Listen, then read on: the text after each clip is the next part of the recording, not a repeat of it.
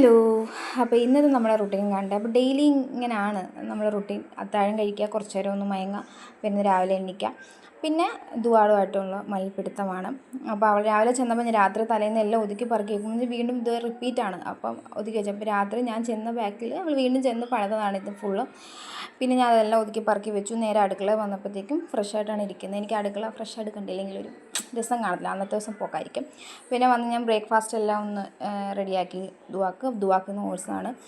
അത് കഴിഞ്ഞിട്ട് ഞാൻ ഉണക്കി വെച്ചിരുന്ന ബദാമും ഉണക്കമുന്തിരിങ്ങയൊക്കെ എടുത്ത് ഞാൻ കുഞ്ഞു ടിന്നിലാക്കി ആക്കി വെച്ചു. ദുവാടെ ബ്രേക്ക്ഫാസ്റ്റ് അവളുടെ കുളിയെല്ലാം കഴിഞ്ഞ ശേഷം ഞാൻ നേരെ അസറിസ്കരിച്ചിട്ട് നേരെ ഞാൻ കിച്ചണിലോട്ട് കേട്ടോ. തലേന്ന് ഞാൻ ചിക്കൻ മേടിച്ച് കഴുകി മസാലയൊക്കെ പുരട്ടി ഞാൻ ഫ്രീസ് ചെയ്യാറാണ് പതിവ്.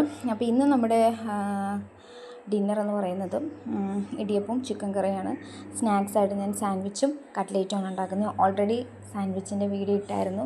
അത് അടിക്കൊക്കെ പിടിച്ച് പിന്നെ ഞാനത് കഴുകിയൊക്കെ കഴിഞ്ഞിട്ടാണ് ഇടിയപ്പം ഉണ്ടാക്കിയത്. അപ്പോൾ കുറേ ടൈം അങ്ങനെ അങ്ങ് പോയി.